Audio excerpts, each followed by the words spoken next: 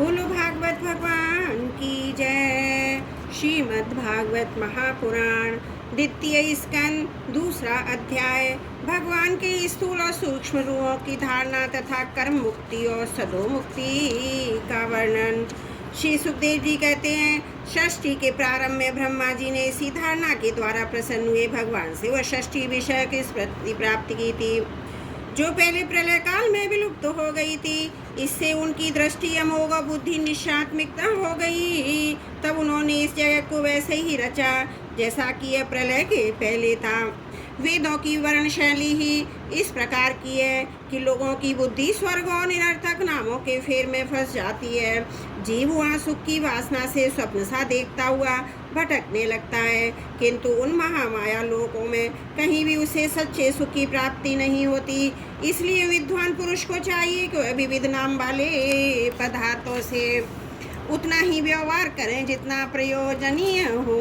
अपनी बुद्धि को उनकी निस्तारता के दृश्य से परिपूर्ण रखें और एक क्षण के लिए भी असावधान न हो।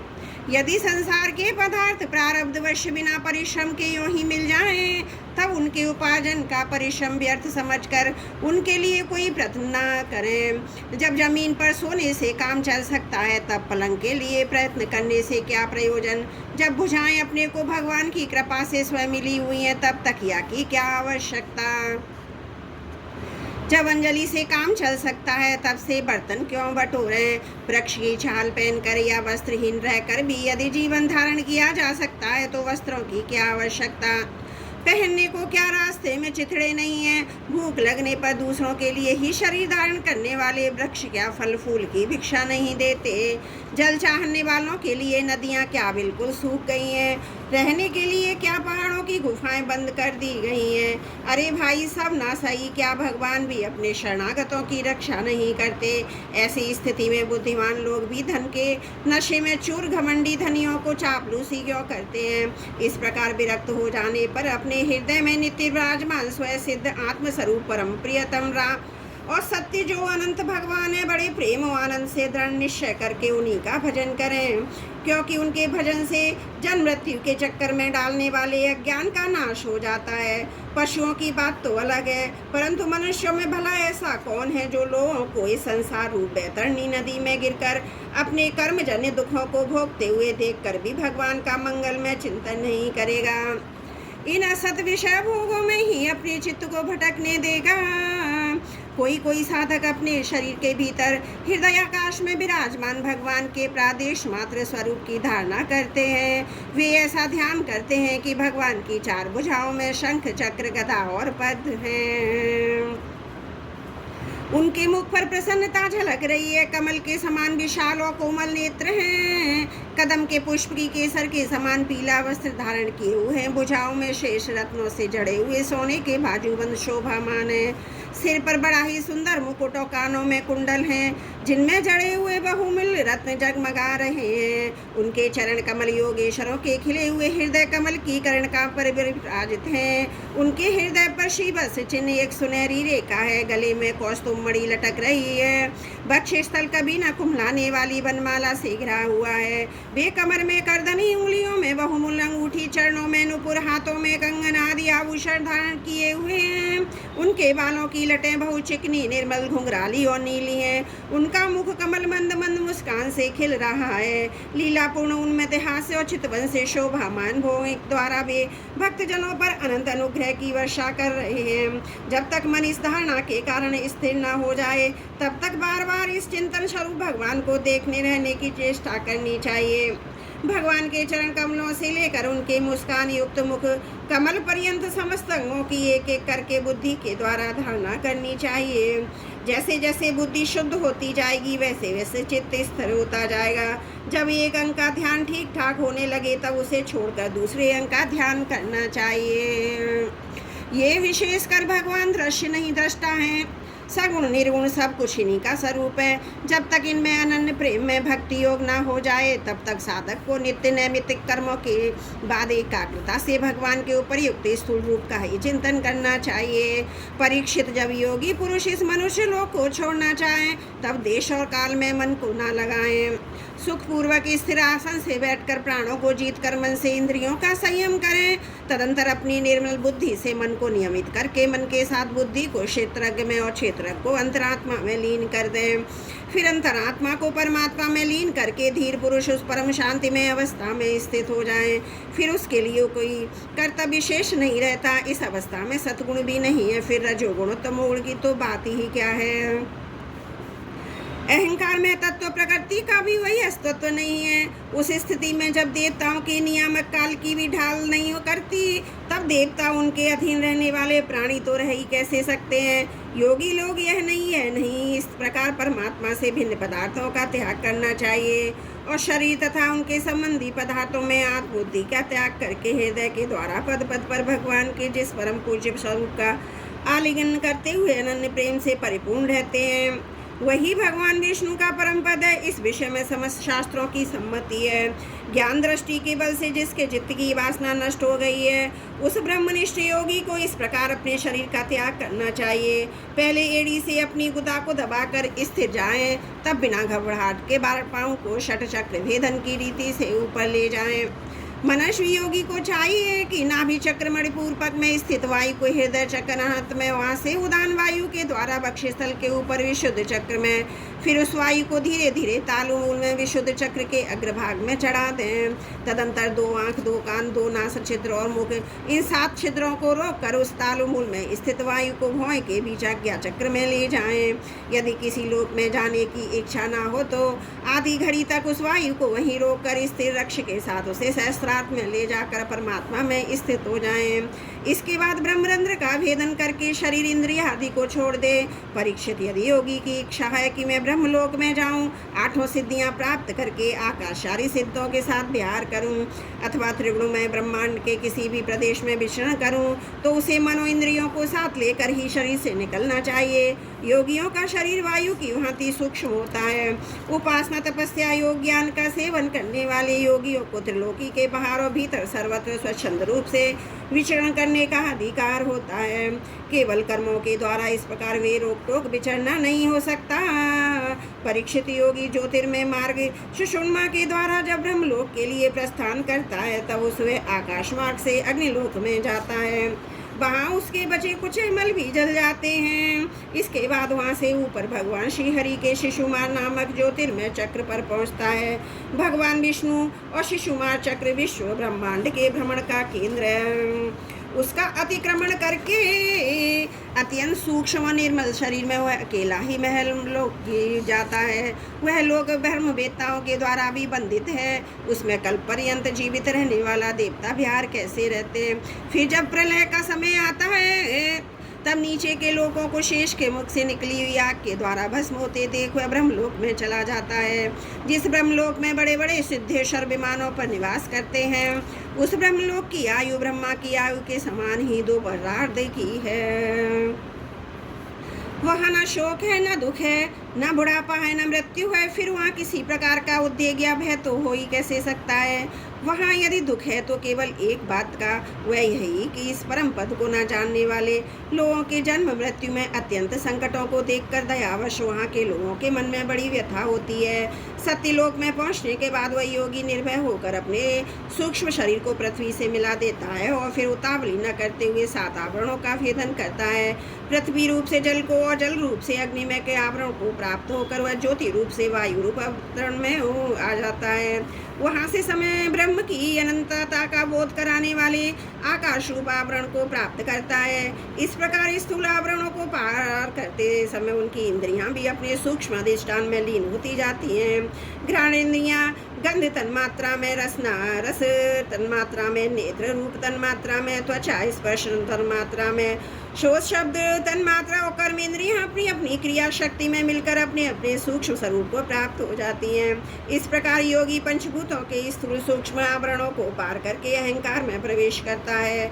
वहाँ सूक्ष्म भूतों को तामस अहंकार में, इंद्रियों का राजस अहंकार में तथा मनो इंद्रियों के अधिष्ठाता देवताओं को सात्विक अहंकार में लीन कर देता है।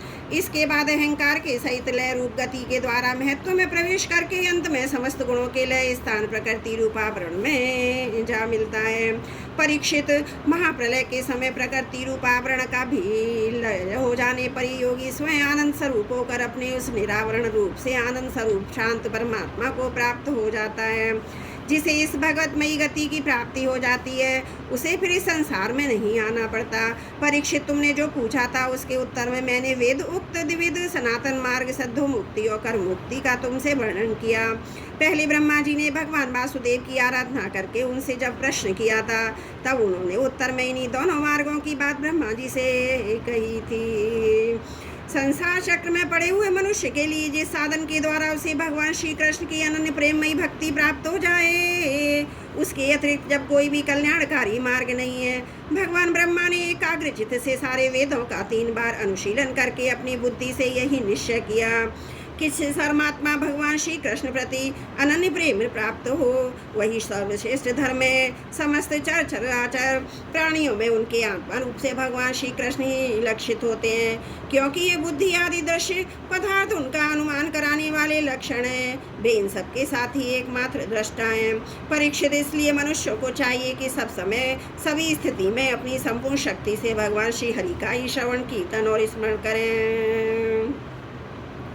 राजन, संत पुरुष आत्मस्वरूप भगवान की कथा का मधुर अमृत बांटते ही रहते हैं। जो अपने कान के दोनों में भर भर कर उनका पान करते हैं, उनके हृदय से विषयों का विषैला प्रभाव जाता रहता है, वह शुद्ध हो जाता है और वे भगवान श्री कृष्ण के चरण कमलों की सनिधि प्राप्त कर लेते हैं। बोलो भागवत भगवान की जय। द्वितीय स्कंद 2 अध्याय समाप्त। त्रुटियों के लिए क्षमा चाहती हूँ। बोलो भागवत भगवान की जय। द्वितीय स्कंद 3 अध्याय। कामनाओं के अनुसार विभिन्न देवताओं की उपासना तथा भगवत भक्ति के प्राधान्य का निरूपण। श्री सुखदेव जी ने कहा, परीक्षित, तुमने मुझसे जो पूछा था मरते समय बुद्धिमान मनुष्य को क्या करना चाहिए, उसका उत्तर मैंने तुम्हें दिया। जो ब्रह्म तेज का इच्छुक है वो बृहस्पति की, जिसे इंद्रियों की विशेष शक्ति कामना है वह इंद्र की, और जिसे संतान की लालसा वो प्रजापति की उपासना करे। जिसे लक्ष्मी चाहिए वो माया देवी को, जिसे तेज चाहिए अग्नि को, जिसे धन चाहिए वो वसुओं की, और जिस प्रभावशाली पुरुष को वीरता की जो उसे रुद्रों की उपासना करनी चाहिए। जिसे बहुत अन्न प्राप्त करने की इच्छा हो अदिति का, जिसे स्वर्ग की कामना हो अदिति के पुत्र देवताओं का, जिसे राज्य की अभिलाषा हो विश्व देवों का, और जो प्रजा को अपने अनुकूल बनाने की इच्छा रखता हो उसे साध्य देवताओं का आराधना करना चाहिए। आयु की इच्छा से अश्विनी कुमारों का, पुष्टि की इच्छा से पृथ्वी का, प्रतिष्ठा की चाह हो तो लोक माता पृथ्वी और धूप आकाश का सेवन करना चाहिए।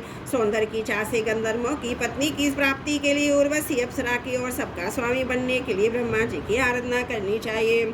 जिसे यश की इच्छा हो वह यज्ञ पुरुष की, जिसे खजाने की लालसा हो वरुण की, विद्या प्राप्त करने की आकांक्षा हो तो भगवान शंकर की, पति पत्नी में परस्पर प्रेम बनाए रखने के लिए पार्वती जी की उपासना करनी चाहिए। धर्म उपार्जन करने के लिए विष्णु भगवान की, वंश परंपरा रक्षा करने के लिए पितरों की, बाधाओं से बचने के लिए यक्षों की, बलवान होने के लिए मरुणगण आराधना करनी चाहिए। राज्य के लिए मनवंतरों के अधिपति देवों को, अभिचार के लिए निर्दर्ती को, भोगों के लिए चंद्रमा और निष्कामता प्राप्त करने के लिए परम पुरुष नारायण को भजना चाहिए। और जो बुद्धिमान पुरुष हैं वह चाहे निष्काम हो, समस्त कामनाओं से युक्त हो अथवा मोक्ष चाहता हो, उसे तो तीव्र भक्ति योग के द्वारा केवल पुरुषोत्तम भगवान की ही आराधना करनी चाहिए। जितने भी उपासक हैं उनका सबसे बड़ा हेतु इसी में है कि वे भगवान के प्रेमी भक्तों का संग करके भगवान में अविचल प्रेम प्राप्त कर लें। ऐसे पुरुषों के सत्संग से भगवान की लीला कथाएं होती हैं, उनसे उस दुर्लभ ज्ञान की प्राप्ति होती है जिससे संसार सागर की त्रिगुणमयी तरंग मालाओं के थपड़े शांत हो जाते हैं, हृदय शुद्ध होकर आनंद का अनुभव होने लगता है, इंद्रियों के विषयों में आसक्ति नहीं रहती, केवल मोक्ष का सर्वसम्मत मार्ग भक्ति योग प्राप्त हो जाता है।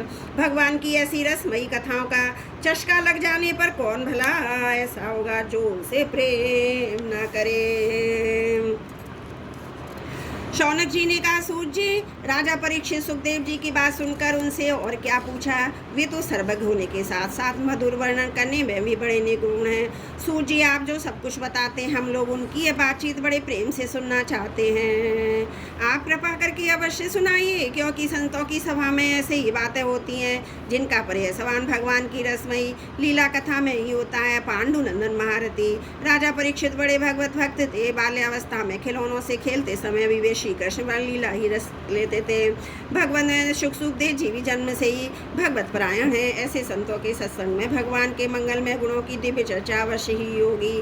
जिसका समय भगवान श्री कृष्ण गुणों के ज्ञान और श्रवण में व्यतीत हो रहा है, उसके अतिरिक्त सभी मनुष्यों की आयु व्यर्थ जा रही है। ये भगवान सूर्य प्रतिदिन अपने उदय अस्त से उनकी आयु छीनते जा रहे हैं। क्या वृक्ष नहीं जीते, क्या लोहार की त्योंगनी सांस नहीं लेती, गांव के अन्य पालतू पशु क्या मनुष्य पशु की तरह खाते पीते मैथुन नहीं करते। जिसके कान में भगवान श्री कृष्ण की लीला कथा कभी नहीं पड़ी, वह नर पशु कुत्ते काम सूकर ऊंट और गधे से भी गया बीता है। सूर्य जो मनुष्य भगवान श्री कृष्ण की कथा कभी नहीं सुनता, उसके कान बिल के समान है। जो जीव भगवान की लीलाओं का गायन नहीं करती, वह मेढक की जीभ के समान ही टर टर करने वाली है। उसका तो ना रहना ही अच्छा है। जो सिर कभी भगवान सिर के कृष्ण के चरणों में नहीं झुकता, वह रेशमी वस्त्र से सुसज्जित और मुक्त से युक्त होने पर भी बोझा मात्र ही है। जो हाथ भगवान की सेवा पूजा नहीं करते, वे सोने के कंगन से भूषित होने पर भी मुर्दे के समान है। जो आंखें भगवान की याद दिलाने वाली हैं, मूर्ति तीर्थ नदी आदि का दर्शन नहीं करती, वो मोरों की पाख में बनी हुई आंखों के चिन्ह के समान निरर्थक हैं। मनुष्य के वे पैर चलने की शक्ति रखने पर भी न चलने वाले पेड़ों जैसे ही है। जो भगवान की लीला स्थलियों की यात्रा नहीं करते, जिस मनुष्य ने भगवत प्रेमी संतों के चरणों की धूल कभी सिर पर नहीं चढ़ाई, वह जीता हुआ भी मुर्दा है। जिस मनुष्य ने भगवान के चरणों पर चढ़ी हुई तुलसी की सुगंध लेकर उसकी सराहना नहीं की, वह श्वास लेता हुआ भी श्वास रहित शव है। सूजी वह हृदय नहीं है, लोहा है। जो भगवान के मंगलमय नामों का श्रवण कीर्तन करने पर भी पिघल कर उन्हीं की ओर नहीं बह जाता। जिस समय हृदय पिघल जाता है, उस समय नेत्रों में आंसू झलकने लगते हैं और शरीर का रोम रोम खिल उठता है। फिर सूत जी, आपकी वाणी हमारे हृदय को मधुरता से भर देती है। इसलिए भगवान के परम भक्त आत्मविद्या विशारद श्री सुखदेव जी ने परीक्षित के सुंदर प्रश्न करने पर जो कुछ कहा, वह संवाद आप कृपा करके हम लोगों को सुनाइए। बोलो भागवत भगवान की जय। द्वितीय स्कंद तृतीय अध्याय समाप्त। त्रुटियों के लिए क्षमा चाहती हूँ। बोलो भागवत भगवान की जय। द्वितीय स्कंद चौथा अध्याय राजा का षष्ठी विषयक प्रश्न और सुखदेव जी का कथा आरंभ। सूत जी कहते हैं, सुखदेव जी के बचपन भगवत तत्व का निश्चय कराने वाले थे। उत्तरानंदन राजा परीक्षित ने उन्हें सुनकर अपनी शुद्ध बुद्धि भगवान श्री कृष्ण के चरण में अनन्य भाव से समर्पित कर दी। शरीर, पत्नी, पुत्र, महल, पशुधन, भाई बंधु निष्कंटक राज्य में नित्य के अभ्यास के कारण उनकी दृढ़ ममता हो गई। एक क्षण ही उन्होंने उस ममता का त्याग कर दिया। शौनक आदि ऋषियों महान से परीक्षित ने अपनी मृत्यु का निश्चय समय जान लिया था। इसलिए उन्होंने धर्म, अर्थ और काम से संबंध रखने वाले जितने भी कर्म थे, उनका संन्यास कर दिया।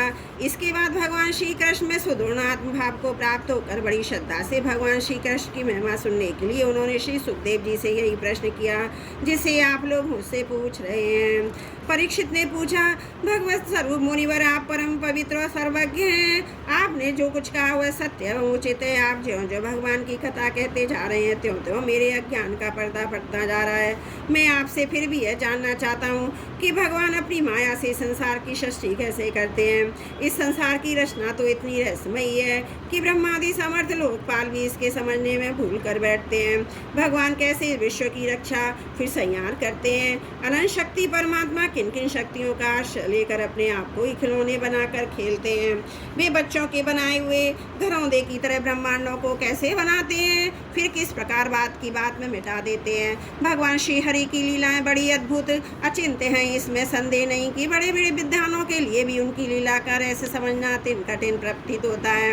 भगवान तो अकेले ही हैं। वे वह उससे कर्म करने के लिए पुरुष रूप से प्रकृति के विभिन्न गुणों की एक साथ ही धारणा करते हैं अथवा अनेकों अवतार ग्रहण करके उन्हें क्रमशः धारण करते हैं। मुनिवर, आप वेद ब्रह्म तत्व दोनों के पूर्ण मर्मज्ञ हैं, इसलिए मेरे इस संदेह का निवारण कीजिए।